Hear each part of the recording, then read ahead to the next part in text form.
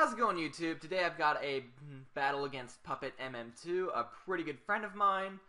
He hit me up with a battle on Skype, and if you want me to Skype, well, speaking of that, I will leave that in the description if you want to battle me and such.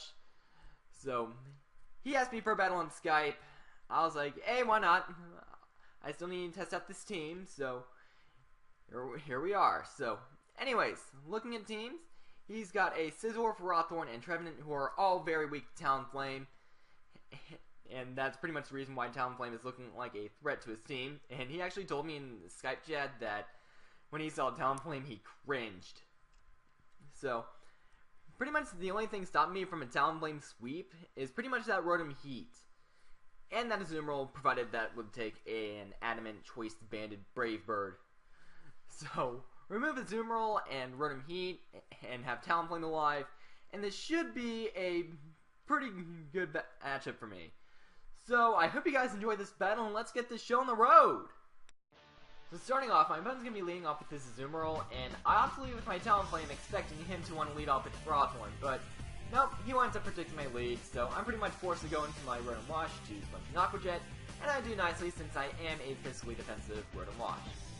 And now, fearing the Volt Switch, he makes a switch, but a questionable one into his Latios, knowing full well that I do have an Self-Test Tyranitar on my team, which can and will pursue trap this Latios.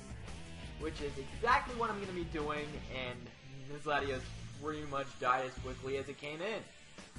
So now he's going to be sending out his Ferrothorn, and I pretty much know that he's not going to be going for the Power Whip here, and he's going to want a Stealth Rock to hinder my Talonflame. And that's exactly what he does, and here is something that I have never seen done before.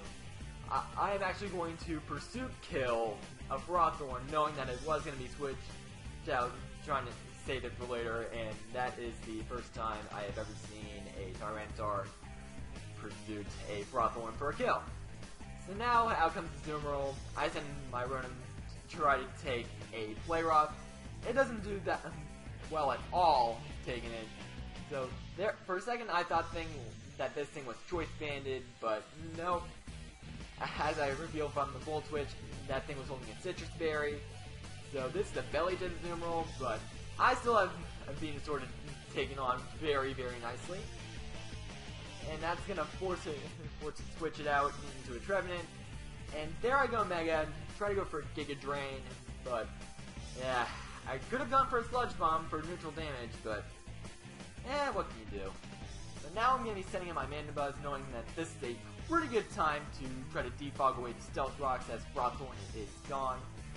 I do get burned, however, but it's actually worth it, because I do have Talonflame to deal with Scizor, and I do get the defog off, and his Stealth Rocks are pretty much gone here.